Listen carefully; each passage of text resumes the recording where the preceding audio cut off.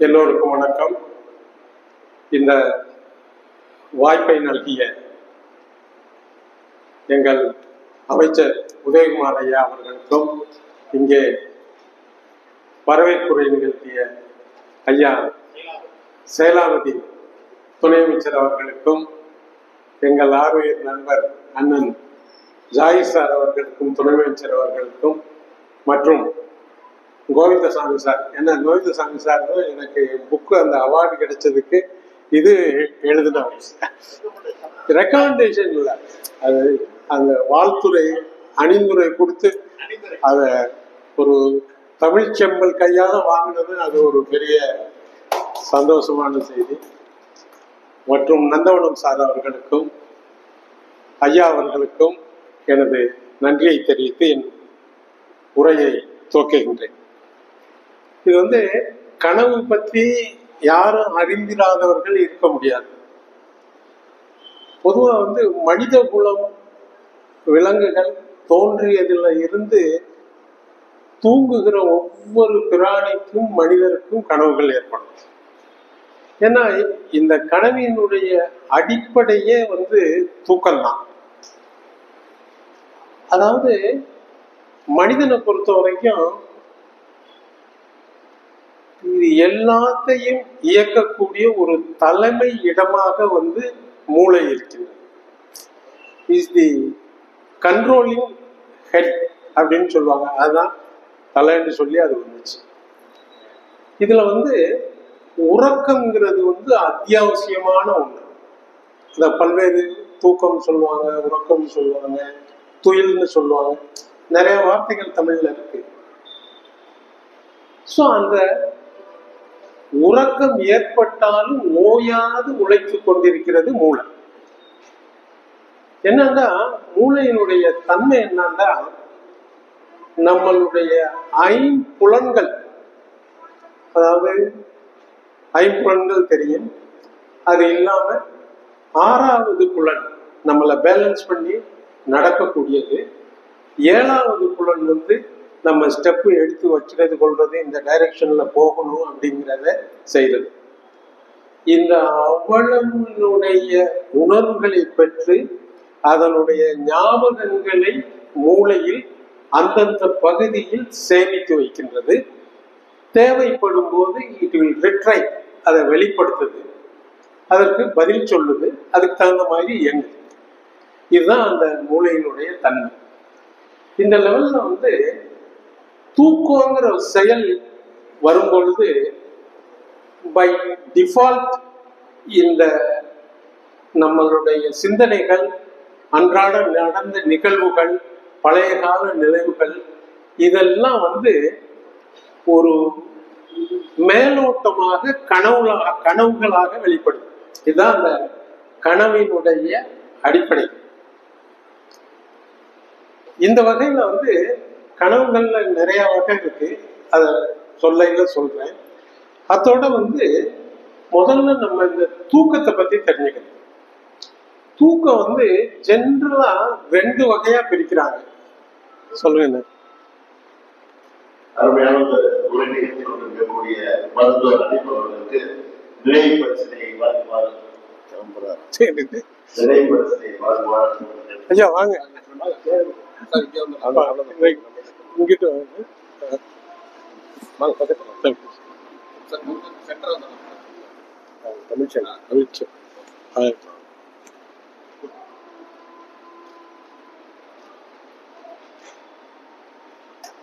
நன்றி நன்றி நன்றி. 2 வகையா பிரிக்கிறாங்க. ஒரு வகை தூக்கம் அந்த தூக்கத்துல கண் அசைவு இல்லாமல் ஏற்படுற தூக்கம். இன்னொரு தூக்கம் கண் அசைவு உள்ள தூக்கம். இந்த 2 தூக்கத்துல கண் அசைவு இல்லாத தூக்கம் தான் முதல்ல ஆரம்பிக்கிறது. அதுக்கு பேரு நான் REM ஸ்லீப் அப்படின்னு சொல்லுவாங்க. நான் தான் நான் ரேபிட் ஐ மூவ்மெண்ட்ங்கிற மூவ்மெண்ட் இல்லாத தூக்கம் அது. இன்னொன்று ரேபிட் ஐ மூவ்மெண்ட் ஸ்லீப். அந்த தூக்கத்துல கண் அசைவுகள் இருக்கும். இந்த 2 தூக்கமும் முதல் வகை தூக்கம் கண் அசைவு இல்லாத தூக்கம் வந்து 4 ஸ்டெப்ல நடக்கும். 1வது ஸ்டெப், 2வது ஸ்டெப், 3வது ஸ்டெப், 4வது ஸ்டெப். இது வந்து லேசான லைட் ஸ்லீப்னு சொல்லுவாங்க. அது மொத்த தூக்கத்துல 4ல இருந்து 5 நிமிஷம் இருக்கும். அதுக்கடுத்து வந்து 2வது ஸ்டேஜ். அது ஒவ்வொன்றுக்கும் மூளையில அதுக்கு வேற வேற ரெக்கார்டிங் வரும். அது வந்து 45 நிமிஷம் வரைக்கும் இருக்கும். 3வது ஸ்டேஜ்ல வந்து 6 நிமிஷம் இருக்கும். 4வது ஸ்டேஜ் வந்து 15 நிமிஷம். அதுக்கு அடுத்தது வந்து ரேபிட் ஐ மூவ்மெண்ட் ஸ்லீப். இந்த ரேபிட் ஐ மூவ்மெண்ட்ல கண் அசைவுகள் இருக்கும். இந்த தூக்க சைக்கிள் தூங்க ஆரம்பிக்கையில இருந்து ரேபிட் ஐ மூவ்மெண்ட் வரையில நமக்கே சில இயக்கங்கள் ஏற்படும். அதுலதான் அதிகமா கனவுகள் ஏற்படும். இந்த 2 சைக்கிளும் வந்து 90 நிமிஷத்துக்கு 120 நிமிஷத்துக்கு ஒருக்கா மாறி மாறி வரும். காலை நேரம் வர வர வந்து அந்த கண்ணசைவு இல்லாத ரேபிட் ஐ மூவ்மெண்ட், அதாவது கண்ணசைவு உள்ள தூக்கம் ஏற்படலாங்க கனவுகள் நிறைய. அந்த கண்ணசைவு உள்ள தூக்கத்துல வந்து இது மாத்திரம் இல்லாம பிபி அதிகரிக்க, படபடப்பு வர, ஒரு ஆண்மை எழுச்சி, பெண்களாக இருந்தால் பெண்களுக்கு ஈரமாகுதல், இது போன்ற எல்லாமே வந்து அந்த ரேபிட் ஐ மூவ்மெண்ட்ல நடக்கும். அதுலதான் கனவுகள் நிறைய இருக்கும். இருந்தாலும் கனவுகள் கண் அசைவு இல்லாத தூக்கத்திலையும் ஆரம்ப கட்டத்திலையும் வரலாம். இதுதான் இந்த கனவினுடைய சயின்ஸ், ஒரு நியூராலஜி பேசுறேன். அடுத்து வந்து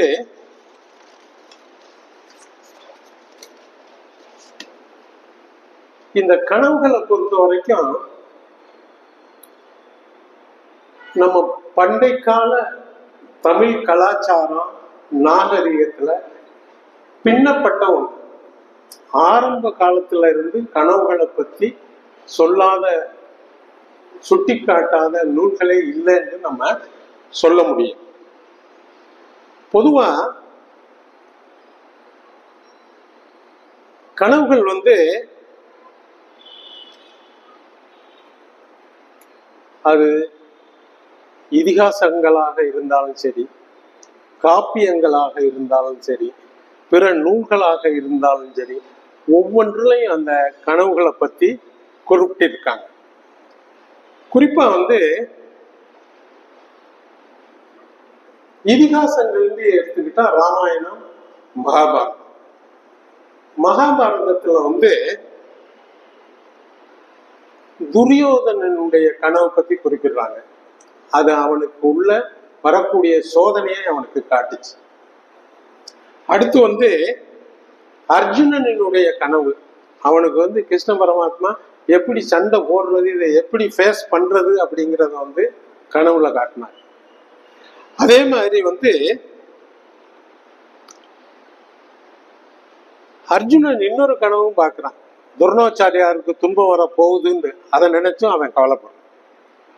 அதே மாதிரி ராமாயணத்தை எடுத்துக்கிட்டோம்னா, ராமாயணத்துல வந்து பரதன் பார்க்கிற கனவு வந்து தசரதனுக்கு வரக்கூடிய சோதனைய, இறப்ப வந்து சுட்டி காட்டுறதா இருக்கு.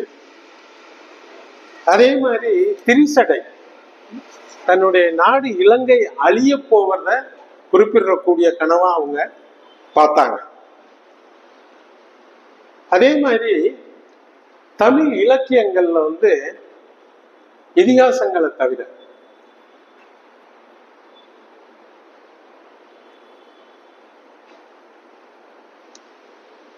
இளங்கோவடிகளின் சிலப்பதிகாரம் காப்பியத்துல வந்து 3 முக்கிய கனவை சொல்றாங்க. ஃபர்ஸ்ட் வந்து கண்ணகியின் கனவு. அது வந்து மாதவியை அவனை சொல்றத பொய்யாக்கி கோவலனை மதுரைக்கு போக வைக்குது, அவளுடைய கனவு. அதே மாதிரி கண்ணகியினுடைய கனவுல வந்து கோவலன் கனவு எப்படி பார்க்கிறான்டா, கண்ணகிக்கு வரப்போற துன்பம், மதுரையே அழிய போகுது, மதுரை இல்லை அடைய போற துன்பத்தை வந்து முன்கூட்டியே காட்டக்கூடியதா இருக்கு அந்த கனவு. அதே போல கோப்பெருந்தேவியினுடைய கனவு வந்து என்னன்னு கோப்பெருந்தேவியினுடைய கனவு வந்து அந்த பாண்டிய மன்னனுடைய சாம்ராஜ்யம் அழிய போறத சொல்லுச்சு. இது வந்து இந்த மகாபாரதத்தில் உள்ள கனவு. அடுத்து வந்து இது சிலப்பதிகாரத்துல, இளங்கோவடிகளுடைய சிலப்பதிகாரத்துல மன்னிச்சுக்கங்க. அதுக்கடுத்து வந்து சங்க இலக்கிய நூல்கள் எடுத்துக்கிட்டோம்னா ஒவ்வொரு நூல்லையும் கனவை பத்தி குறிப்பிடாத நூல்களே இருக்காது. உதாரணத்துக்கு வந்து நூல்கள்னு சங்க நூல்கள்னு ஆரம்பிக்கிறதுக்கு முன்னாடியே அகத்தியருடைய இதுல வந்து கனவை பத்தி சொல்றாங்க.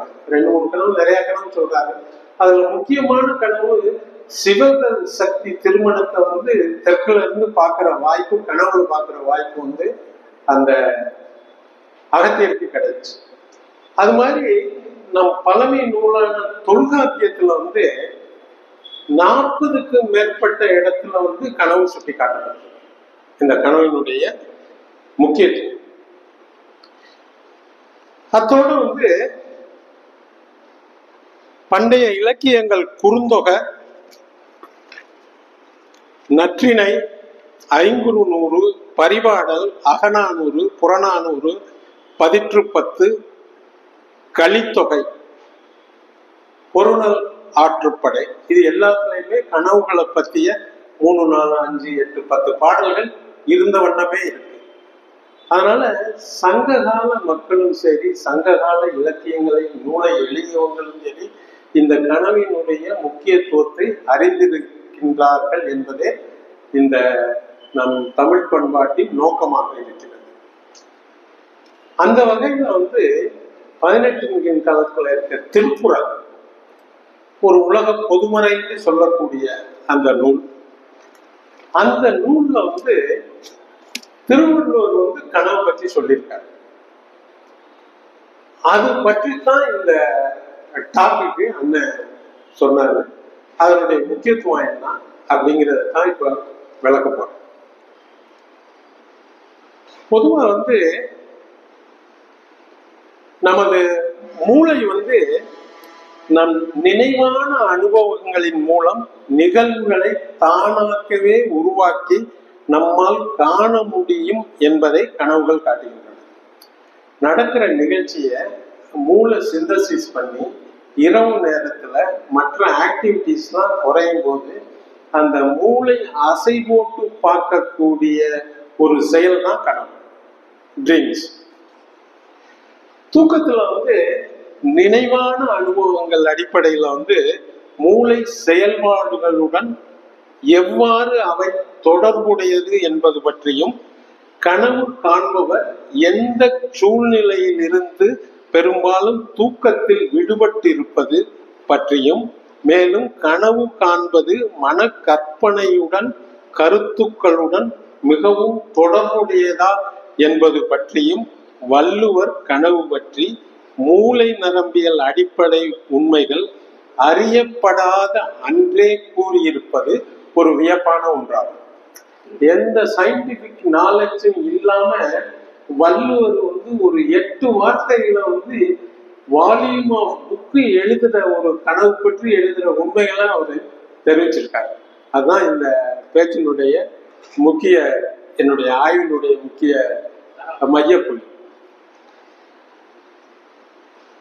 கனவு பற்றி மூளை நரம்பியல் அறிவியல் உண்மைகள் அறியப்படாத அன்றே இது குறித்து மட்டுமல்லாமல் அதற்காக ஒரு முழு அதிகாரத்தையும், அதிகாரம் 122 கனவு நிலை உணர்தல் என்னும் தலைப்பில் கூறியிருப்பது மிகப்பெரிய விந்தையாகும். அதுக்கே ஒரு ஒரு ஒரு அதிகாரத்தை கொடுத்திருக்காரு கனவை பற்றி.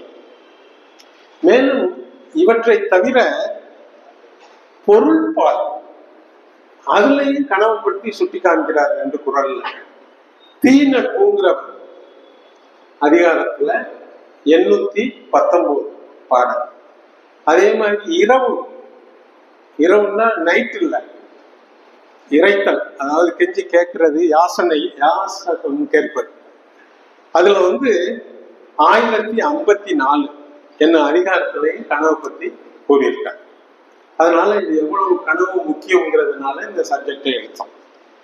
கனவில் வந்து வள்ளுவர் கூற்றுப்படி காதலன் தோன்றுவது, நினைவில் கிடைக்காத இன்பம் கனவில் கிடைப்பது, கனவுக்கும் நனவுக்கும் உள்ள தொடர்புகள் பற்றி வள்ளுவர் கூறியிருப்பதை இப்போதைய மூளை நரம்பியல் ஆய்வுகள் எவ்வாறு நடைபெறுகிறது என்பதை உறுதிப்படுத்தி இருப்பது என்பது தமிழுக்கு கிடைத்த பெருமை.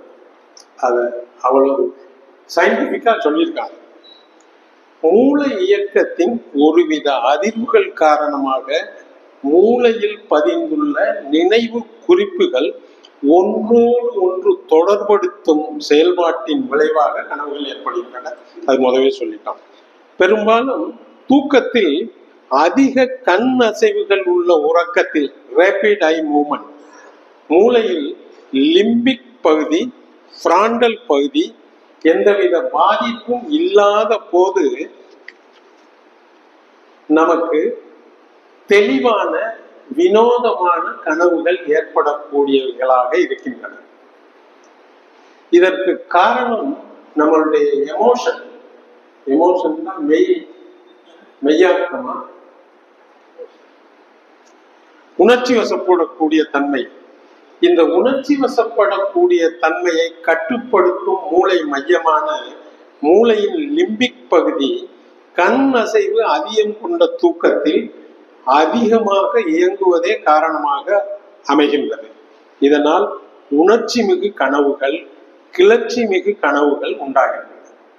நம் மூளையின் முன்பக்க பகுதி, ஃப்ராண்டல் பகுதி கண் அசைவுகள் அதிகம் உள்ள தூக்கத்தில் சற்று குறைவான இயக்கத்தை கொண்டுள்ளதால் நாம் வைத்துள்ள ஞாபகங்கள் மற்றும் அனுபவங்கள் அடிப்படையில் கனவுகள் கோர்வையாக கதை போல் படமாக தெரிகிற அளவுக்கு மூளையாக்கி தெரிகிறது. ஒரு ஃபண்டமெண்டல் ஆஃப் ட்ரீம்ஸ். மேலும் வந்து மூளை தண்டுல பான்ஸ் ஒரு மூளை பகுதி இருக்கு. இது வந்து நம் கண் அசைவு உள்ள உறக்கம் ஆரம்பிப்பதில் முக்கிய பங்கு வகிக்கிறது. ஏன்னா ஃபர்ஸ்ட் ஆரம்பிக்கிறது வந்து நான் ரேபிட் ஐ மூவ்மெண்ட், கண் அசைவு இல்லாத தூக்கம்.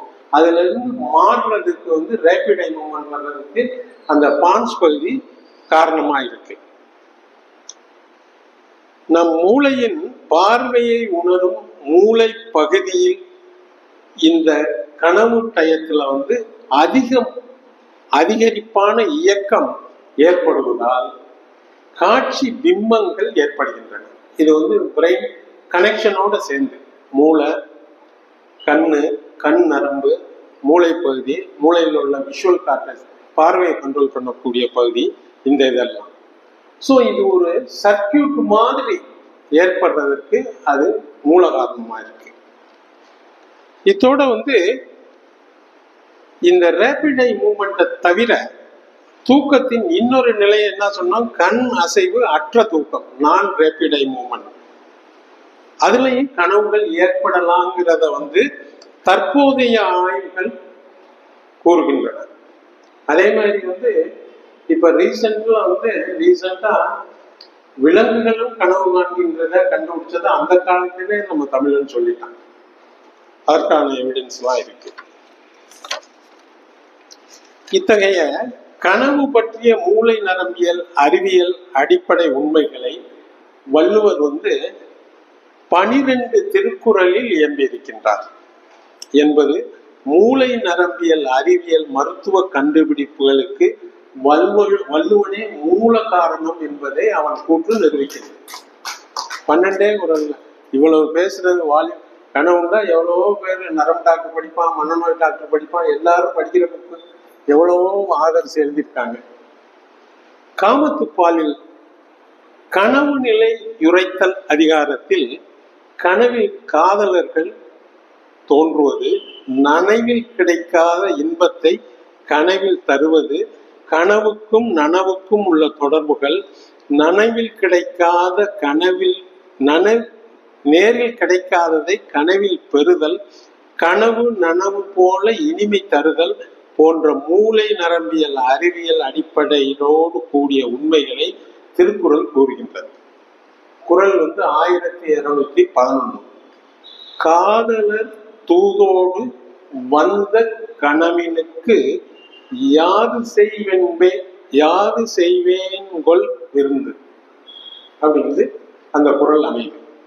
அதாவது காதலனை பிரிந்து வாடிய காதலி அயர்ந்து கண்ணுறங்கிய போது காதலன் அனுப்பிய தூதோடு வந்த கனவுக்கு நான் எதை விருந்தாக படைத்தேன் என்பது இந்த பாட்டினுடைய பொருள்.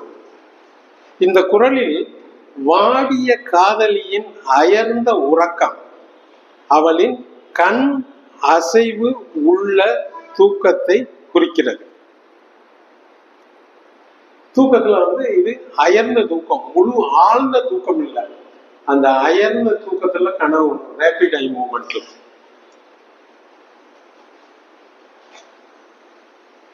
என்பதை வள்ளுவன் அப்போதே கண் அசைவுள்ள தூக்கத்தில் கனவு வருவதை தெளிவுபடுத்தி இருக்கின்றார். அந்த டைப்ல தான் கனவு நிறைய வரும் அப்படிங்கிறத இந்த பாடலின் வரிகள். அந்த பொண்ணு அயர்ந்து தூங்கும்போது, ஆழ்ந்த தூக்கம் இல்லாத அயர்ந்து தூக்கத்துல கண் அசைவுகள் இருக்கிற டயத்துல இந்த சிந்தனை வெளிப்படும். அடுத்து குறள் 12, அதாவது 1212. கயலுண்கண் யானிரப்பத் துஞ்சிற் கலந்தார்க்கு உயலுண்மை சாற்றுவேன் மன். அதாவது முதல் சொன்ன மாதிரி தூக்கம் கண் அசைவு இல்லாத தூக்கம், கண் அசைவு உள்ள தூக்கம் என 2 வகையா பிரிச்சிருக்கோம். முதலில் கண் அசைவுகள் இல்லாத தூக்கம் ஆரம்பித்து லேசான தூக்கத்தில் தொடங்கி 4 நிலையில் உறக்க நிலையை அடைந்து அடுத்து கண் அசைவு உள்ள தூக்கம் ஏற்படுகிறது. இதில் கனவுகள் அதிகம் ஏற்படுகின்றன. இவ்வாறு இவை 2 தூக்கங்களும் 90 to 120 நிமிடங்களுக்கு ஒரு முறை மாறி மாறி ஏற்படுகின்றன. இது போன்று ஒரு இரவுல ஒருத்தருக்கு தூக்கம் இந்த 2 சைக்கிள் 4ல இருந்து 6 முறை இந்த தூக்க வட்டம் ஏற்படும். விடிகிற நேரம் வர வர வர அந்த கண் அசை உள்ள தூக்கம் ஏற்படும் போது கனவுகள் நிறைய வரும். அதனால நம்மளுடைய பேச்சு வழக்குல அதிகாலையில தான் கனவு நிறைய பார்ப்பாங்கன்னு சொல்லுவாங்க. அதனால இந்த குறள்ல காதலி நினைக்கிறார், தான் விரும்பும் போது என் கண்கள் உறங்குமானால்.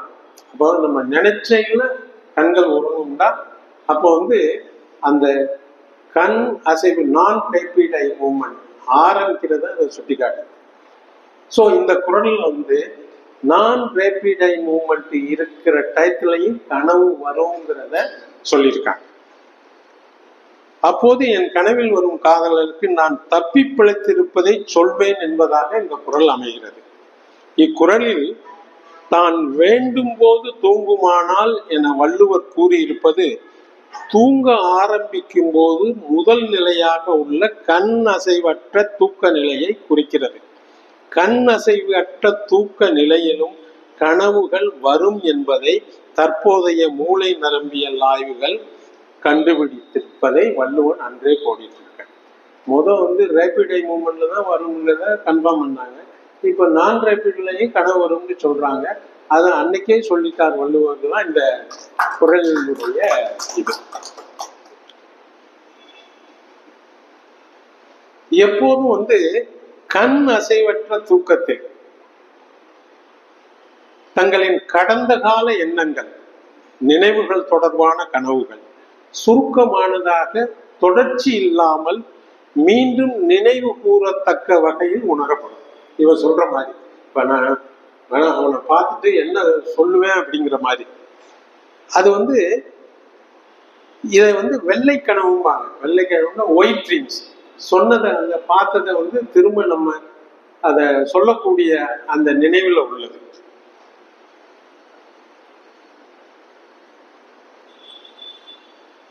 ஏனெனில் இக்கனவில் கனவு அனுபவத்தை உணர்ந்து மீண்டும் நினைவுபடுத்த முடியும் என்பதை வள்ளுவர் குறள் 1212 தெளிவுபடுத்தியிருக்காங்க.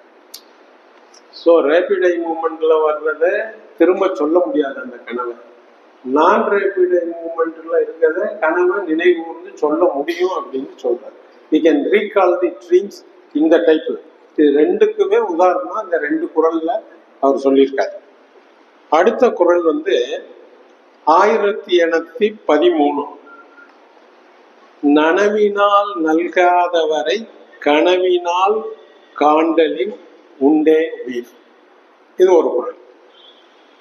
தன் நேரில், அதாவது நனவில வந்து கண்டு அன்பு பாராட்டாத காதலனை அவள் அணுதினையும் நினைத்து கொண்டே இருப்பது அவளின் மூளையின் ஞாபக பகுதியில் பதிந்துவிட்ட நிலையில் அவனை அவள் எண்ணிக்கொண்டே தூங்கச் செல்வதால் அவன் அவளின் கனவில் தோன்றி மகிழ்விப்பதாக இக்குறள் கனவில் மூளையின் முக்கிய பங்கை வெளிப்படுத்துவதாக அமையும்.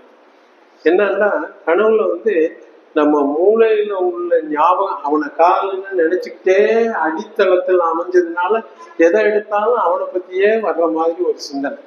இது பேசிஸ் ஆஃப் தி இது. அதைத்தான் அந்த வள்ளுவர் இந்த குறள்ல கூறியிருக்கார். இது தவிர குறள் 819, இது ரெண்டும் வந்து காமத்து பால். ஒரு 2 உதாரணம். காமத்து பால்ல வந்து கனவு, இது இப்ப சொல்ற குறள் வந்து 819 தீநட்பு அதிகாரம். குறள் 819ல கனவிலும் இன்னாது மன்னோ வினைவேது சொல்வேறு பட்டார் தொடரும். அதாவது பொருட்பாடுல தீநட்பு அதிகாரத்துல கனவிலும் என தொடங்கும் சொல்லாக வள்ளுவர் இக்குறளில் கூறியிருக்கிறார். ஃபர்ஸ்ட் வார்த்தையே வந்து காமத்துப்பாடுல கனவை பத்தி சொல்றது தொடக்கம் இதுல. ஆனா இதுல வந்து பொருட்பாடுல முதல் சொல்ல அவர் வந்து அதை குறிப்பிட்டிருக்காரு. வள்ளுவர் குறள் 819 தம்முடைய செயலும் சொல்லும் வேறாக இருப்பவர்கள் பற்றி நல்ல ஒழுக்கம் உள்ளவர்கள் அவர்கள் செயல்களை நனவில் மட்டும் அல்லாமல் கனவிலும் அவர்கள் பற்றி பார்த்து துன்பமாகின்றது என்பது பொருளாகும். அதாவது ஒரு பேச்சும் சொல்லும் வேறா இருக்கத அந்த ஊர்ல ஒரு நல்லொழுக்கம் உள்ளவன் பார்த்தா அதை அவன் கனவுல இப்படி செய்யறான்னு நினைச்சா கூட அவனுக்கு மனசு வருந்துவதாக சொல்றான். அதனால அந்த ஒரு நடவடிக்கை அவனுக்கு இந்த இடத்துல வந்து கனவையும் அதை சேர்த்துக்கிறாங்க. அதுலயும் கூட அதை நினைக்கவா அப்படி உள்ள நல்லவர்கள் இருக்காங்கிறத சொல்றாங்க. ஒருவர் ஆழ் மனதில் தாங்கிக் கொள்ள முடியாத நிகழ்வுகள் மூளையில் ஆழமாக ஞாபகத்தை தரக்கூடிய மூளைப்பகுதியில் பதிவாகின்றதால் அந்த நிகழ்ச்சி தொடர்பானவை கனவுகளில் தோன்றி துன்பப்பட வைக்கின்றன என்ற மூளை நரம்பியல் கனவு பற்றிய தற்போதைய கண்டுபிடிப்பை இப்போது வள்ளுவர் கோடிட்டுக்காங்க. ஒருத்தனுக்கு இது மாதிரி செய்யறாங்களேன்னு மன வேதனை படப்பட, என்னன்னா ஒரு இறந்து போயிட்டா அந்த வேதனை படப்பட அவங்க உருவம் அடிக்கடி செத்து போனோம்னா வரும். அது மாதிரி ஒரு கெட்டது ஒருத்தன் நமக்கு நம்பினவன் வந்து கொலை இருக்கிற மாதிரி செஞ்சுட்டான்னா அந்த நினைப்பு அவனு அதை கனவுல வந்துகிட்டே இருக்கு. அதைத்தான் இதுல வந்து அவரு சுட்டி காட்டியிருக்காரு. இதே போல குறள் 1054 வந்து இரத்தலும் ஈதலே போலும் கரத்தில் கனவிலும் தேற்றாதார் மாட்டார். அதாவது தன்னிடம் உள்ள செல்வங்களை கனவில் கூட மறைத்து வாழ தெரியாதவர்களிடம் ஒரு வறியவர் இறந்து கேட்பதும் ஈதலை போலவே சிறந்ததுன்னு வந்து கனவை இதுல வந்து சுட்டிக்காட்டி பாடியிருக்க. நம் எண்ணங்கள் செயல்கள் யாவும் கனவில் ஏற்பட வாய்ப்புள்ளது. எனினும் ஒரு ஈகை குணம் கொண்ட ஒருவரின் கனவில் அவன் பெற்ற செல்வங்களை மறைத்து வைப்பது போன்று அவன் கனவில் கூட காணாத நல்ல உள்ளம் கொண்டவரிடம் யாசகமா கேட்பதே அது ஒரு வகை ஈகைன்னு அதை சொல்லியிருக்காரு வள்ளுவர். இந்த பெரிய ஒரு மனசு வந்து ஒருத்தர் யாசகம் கேட்பது கூட வந்து உள்ளும் புறமும் நல்லா இருந்து கொடை செய்யறவன்கிட்ட போய் கேட்குங்கிற மாதிரி கனவு அதுல உதாரணம் காமிக்கிறார். திருக்குறளில் அதிகாரம் 122 வந்து நனவினால் என்னும் வார்த்தை மட்டும் தொடக்க சொல்ல 5 முறை சொல்றார் வள்ளுவர். நனவில். இது மாதிரி இன்னும் 2 வார்த்தை தான் 5 தடவை வந்திருக்கு. ஆற்றின இன்பம் என்னும் சொற்களும் திருக்குறள்ல மொத்தம் 5 தடவை தான் தொடக்க சொல்லா வந்திருக்கு.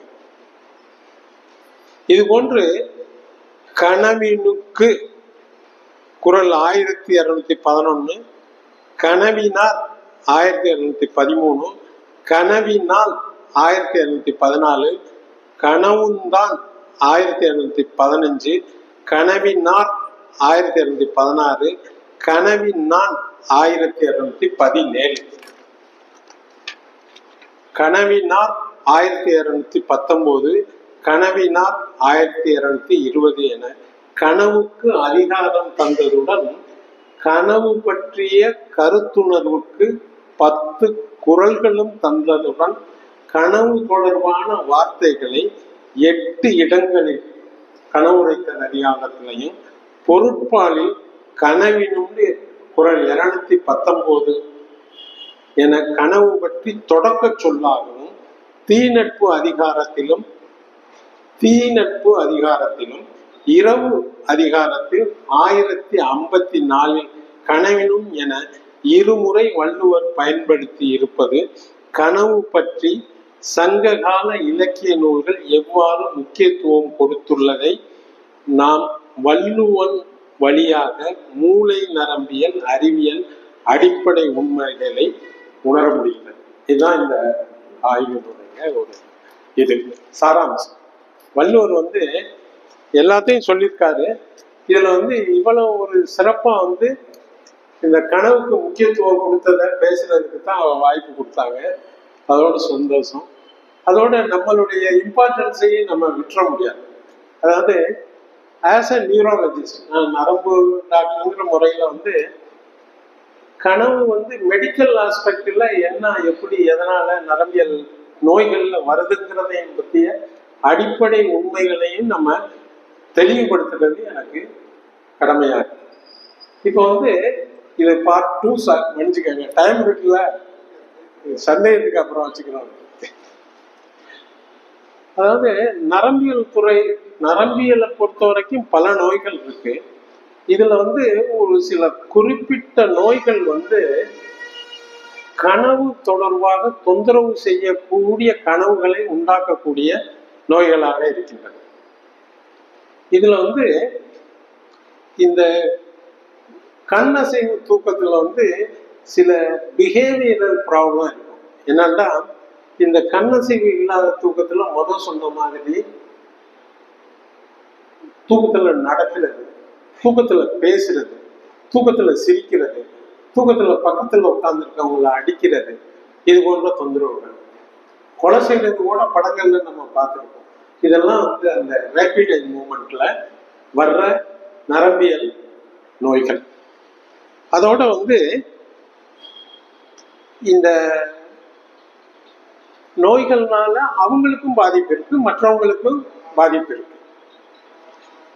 இதோட வந்து மூளை நோய்கள்ல முக்கியமானது வந்து ஞாபக மறதி, டிமென்ஷியான்னு சொல்லுவோம். அல்சைமர் டிமென்ஷியா, லீவி பாடி டிமென்ஷியா, அது வந்து வயதானவர்களுக்கு ஏற்படக்கூடிய ஒரு தொந்தரவு. அந்த தொந்தரவுலையும் வந்து ஆர்ப்பரிக்கும் கனவுகள் நிறைய ஆகும். இந்த பார்க்கின்சன் டிசீஸ்ன்னா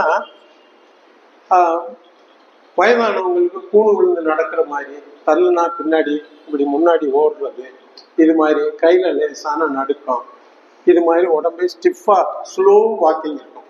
அவங்களுக்கு கனவுகள் நிறைய வரும். அதே மாதிரி டிமென்ஷியாங்கிற ஞாபக மறதி நோய்ங்க, டக்குன்னு தூங்கிட்டே இருப்பாங்க, எந்திரிச்சு என்ன என்ன என்ன என்ன அவாய் பேசிட்டு அவாய். அது மாதிரி நார்கோலெப்சின்னு ஒரு கண்டிஷன் இருக்கு. அது வந்து துயில் மயக்கம்னு சொல்லுவாங்க. உட்காந்துருக்கையில டக்குன்னு சோம்பிடுவாங்க. அது மாதிரி நைட் டெரர்னு இருக்கு. சின்ன பிள்ளைகள்லாம் தூக்கத்துல விரண்டு டக்கு புக்குன்னு எந்திரிச்சு அப்படி என்ன என்ன என்ன அப்புறம் படுத்துக்கும். இதெல்லாம் நம்ம அன்றாட நம்ம வாழ்வில் பார்க்கறது. இதெல்லாம் வந்து சின்ன பிள்ளைகளுக்கு 5 வயசுக்கு மேலே கனவு வரும்னு சொல்றாங்க. ஸோ அதனால இதெல்லாம் ஒரு அப்படி இருந்துச்சுன்னா கன்சல்ட் தி டாக்டர். அதோட வந்து இது மாதிரி உள்ள நோய்களுக்கு வந்து ஆரம்ப கட்டமே அன்றாடம் அவங்க பார்க்குற கனவில் ஏற்படக்கூடிய மாற்றங்களா புதிய கண்டுபிடிப்பு சொல்லு. இது மாதிரி ஏற்படுதுன்னு வச்சுக்கோங்க, சம்மந்தமில்லாத கனவுகள் வந்து தொந்தரவு பண்ணுதுன்னா அவங்களுக்கு இந்த பார்க்கின்சன் நோய் வரப்போகுது, ஞாபக மருதி நோய் வரப்போகுது அப்படின்னு நம்ம அனுமானிக்கவும் முடியும். இது வந்து நியூராலஜி ஆஸ்பெக்ட்ல இந்த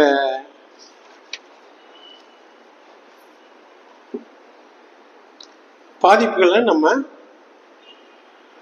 அறிஞ்சு வச்சுக்கணும். இதோட வந்து கனவுகள் வந்து அவங்க கேட்குற கனவுகளை அனலைஸ் பண்ணி இது என்ன வகையான நோய்ங்கிறதே கண்டுபிடிக்க முடியும். அவங்க சொல்ற ஒரு தூங்க ஆரம்பிப்பாங்க, டக்குன்னு இப்படி திடுக்குன்னு தூக்கி போட்டு எந்திரிச்சு என்ன அப்படின்னு ஆஃப் ஆகிடுவாங்க.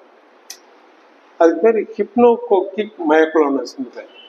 அதை டக்குன்னு திடுக்குன்னு தூக்கி போட்டு எந்திரிக்கிறது. அவங்க திடுக்குன்னு அது சின்ன பிள்ளைல செஞ்சா மரளிமாங்க, ஏதோ ஒரு மரளின்னு சொல்லுவாங்களா சார் அப்படின்னு சொல்லுவாங்க.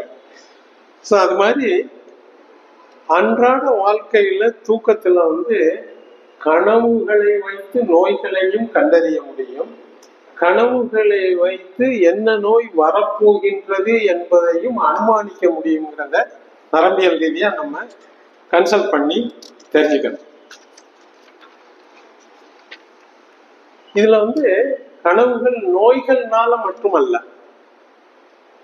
சில மருந்து மாத்திரைகள் உட்கொள்ளுவதாலும் கனவுகள் ஏற்படும்.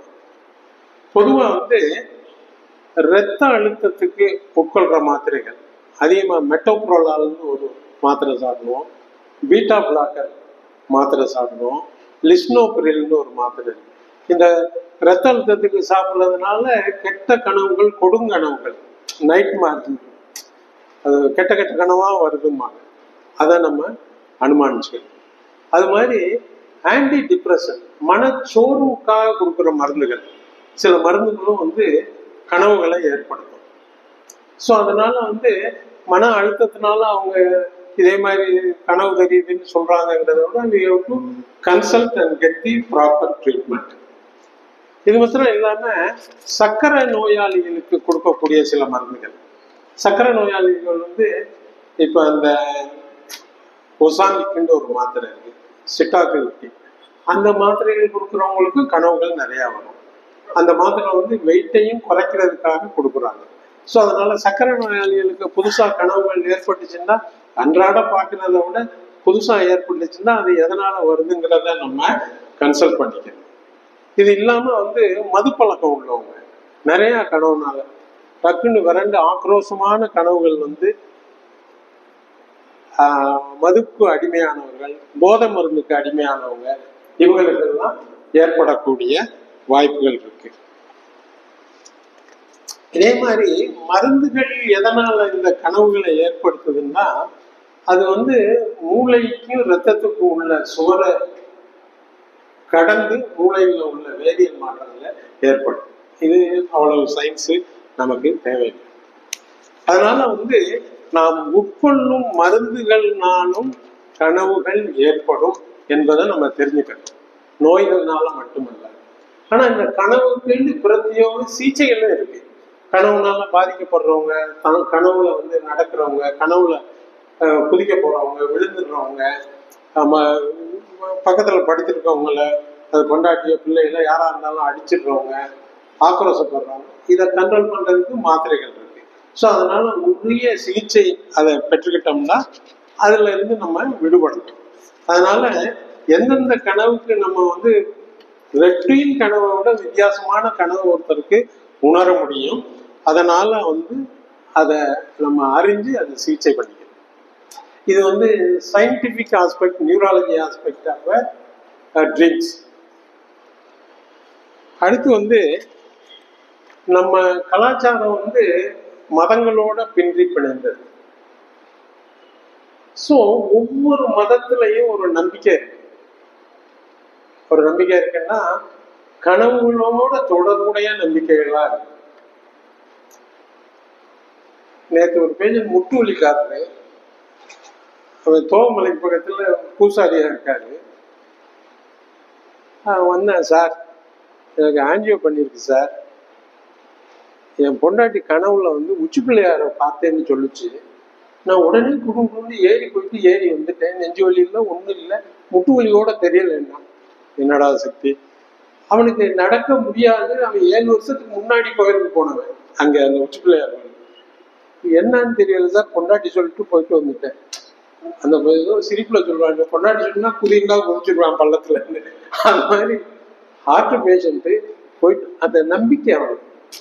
ஸோ அதனால இந்து மத கலாச்சாரத்துல வந்து கனவுகள் நமக்கு வந்து முன்னறிவிப்பா இருக்கும், அது ஒரு வேண்டுதலினுடைய பிரதிபலிப்பா இருக்கும், ஒரு கெட்ட செயல் நடக்கக்கூடியதனுடைய ஒரு முன்னறிவிப்பா இருக்கும், அல்லது கடவுள்கள் தோன்றி ஒரு புத்திமதி சொல்ற மாதிரி இருக்கும். ஒரு இது மாதிரி பல நம்பிக்கைகள் இந்து மதத்தில் இருக்கு. அதே மாதிரி இஸ்லாமியர்கள்லையும் கனவு பற்றிய நம்பிக்கை ரொம்ப இருக்கு. இது இல்லாம கிறிஸ்துவர்கள்லையும் கனவு பற்றிய நம்பிக்கை இருக்கு. மகாபாரதம் இதெல்லாம் விட்டுட்டு நம்ம பகவத்கீதை கூட கனவை பத்தி கோடிட்டு காமிச்சிருக்கு. அதனால எம்மதத்தவருக்கும் கனவு ஒரு பொதுவான ஒன்றாக இருக்கு. அது வந்து முன்னறிவிப்பு செய்யக்கூடியதாகவும் நம்மை வழிநடத்தக்கூடியதாகவும் ஆன்மீகத்தினுடைய எல்லையாகவும் சமயத்துல கனவுகள் இருக்கு. கனவுல வந்து இப்போ இறைவனே பேசுவார். கிருஷ்ண பரமாத்மா வந்து அர்ஜுனன் டே இப்படி இப்படி சண்டை போடணும் அப்படின்னு சொல்றாரு. அது மாதிரி அகத்தியருக்கு வந்து நீ அங்க போ, கூட்டம் இங்க நிறைய ஆயிடுச்சு வடக்க, நீ தெற்க போனா தான் உனக்கு வரும், நீ அங்க இருந்தே கல்யாணத்தை பாரு கனவு அப்படின்ட்டு சொல்லியிருக்க. இந்த வகையில வந்து நம்ம தமிழனுக்கு பெருமை என்னன்னா, கனவை பத்தி தமிழ் கலாச்சாரம் 4000 வருஷம் இருக்குமா சார்? தமிழ் இலக்கியங்கள்னா 3000 வருஷம் இருக்கும், திருக்குறள் 2000 வருஷம் இருக்கும். இதுக்கு பின்னாடிதான் வந்து இஸ்ரவேலர்கள், கிறிஸ்துவர்கள், முஸ்லிம்கள்லாம் வைப்பாங்க அந்த அடிப்படையில். அதனால நம்மளுக்கு வந்து பழம்பெரும் கலாச்சாரம் தமிழோட கனவோட சேர்ந்த. இதுல வந்து விலங்குகளும் கனவு காணுங்கிறத முதன்று உலகத்துக்கு எத்தி வச்சாங்க தமிழன். அதுல வந்து கலித்தொகையில வந்து யானையினுடைய கனவை பத்தி சொல்றாங்க. அகநானூர்ல வந்து வண்டு, மின்மினி பூச்சி, காக்கை கனவை பத்தி சொல்றாங்க தமிழர்.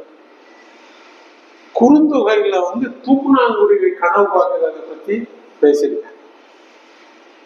நற்றிணையில வந்து வவ்வால் கனவு, அது வவ்வால் கனவா என்னன்னு சந்தேகமா இருக்கு, அதை பத்தி குறிப்பிட்டிருக்காங்க. வவ்வாலோட பதிற்று பத்துல வந்து கவரிமான் கனவை பத்தி சொல்லியிருக்காங்க. ஸோ அதனால இதெல்லாம் நம்மளுக்கு அறியலை. இதெல்லாம் சொல்லியிருந்தா நம்மளே விலங்குகள் பார்க்கலாம் டெஸ்ட் பண்ணி கண்டுபிடிச்சிருப்பாங்க. இந்த ஒரு முதல் தொல்காப்பியத்தை ஒழுங்கா படிச்சாலே, தொல்காப்பியத்துல அண்ணன் சொன்ன மாதிரி குழந்தை எப்படி கருத்தரிச்சு பிறக்குதுங்கிறத அப்பவே 3000 வருஷத்துக்கு முன்னாடியே சொல்லிட்டேன். அது 1800 தான் இங்க கண்டுபிடிக்கிறாங்க, எப்படி செய்யறது, எப்படி வருதுன்னு. ஸோ அந்த வகையில வந்து முடிவுக்கு வந்துட்டேன். நம்ம திருச்சிக்கும் கனவுக்கும் ரொம்ப தொடர்பு இருக்கு. என்னன்னா, பண்டைய காலத்துல வந்து பொதுவா வந்து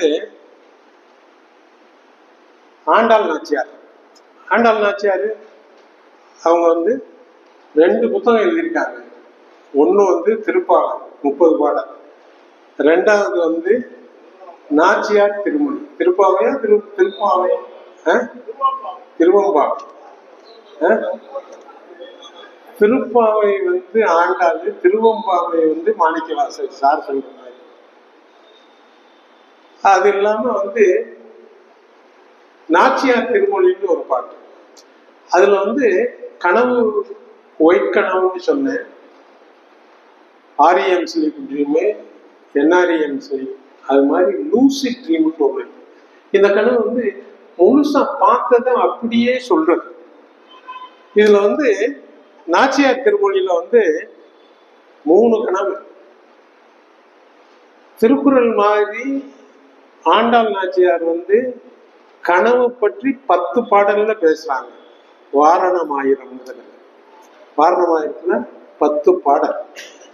அதுல வந்து 58வது பாடல் வந்து மத்தளம் கொட்ட வரிசங்கம் நின்றூத முத்தடை தாமம் நிறைதாழ்ந்த பந்தல் கீழ் மைத்துனன் நம்பி மதுசூமன் வந்தென்னை காய்த்தளம் பற்றி கனா கண்டேன் தோழினான்.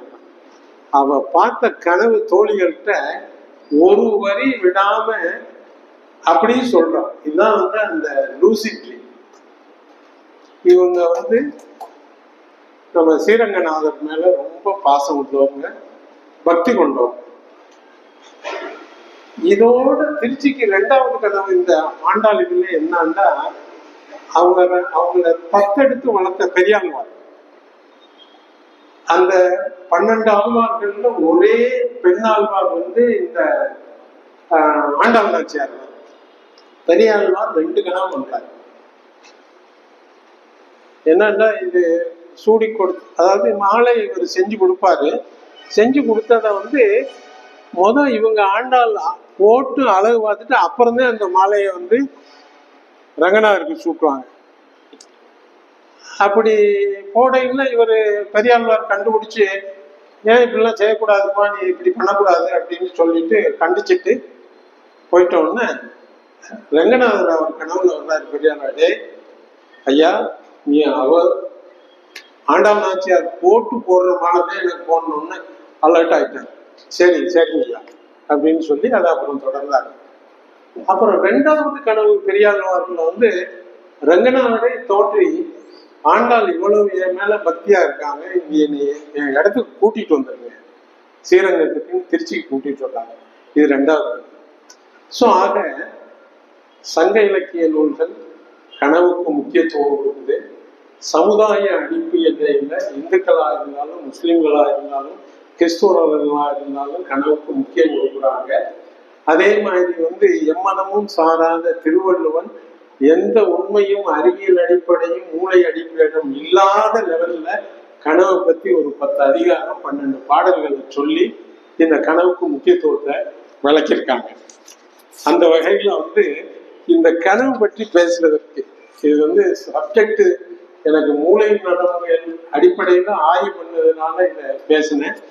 இதுல குறை எதுவும் இருந்தால் மன்னிச்சுக்கங்க. அதோட வந்து இதுல எது சந்தேகங்கள் இருந்தாலும் கேள்வி கேட்டுக்கங்க. இந்த வாய்ப்பை கொடுத்த நம் அமைச்சர் அண்ணன் உதயகுமார் ஐயா அவர்களுக்கும், அண்ணன் சேலாவதி ஐயா அவர்களுக்கும், அண்ணன் ஜாகிர் சார் அவர்களுக்கும், மற்றும் இங்கே வந்துள்ள அனைவருக்கும், கோவிந்தசாமி சார் அவர்களுக்கும், நந்தனம் சார் அவர்களுக்கும் நன்றியை தெரிவித்து விடைபெறுகிறேன். நன்றி, வணக்கம்.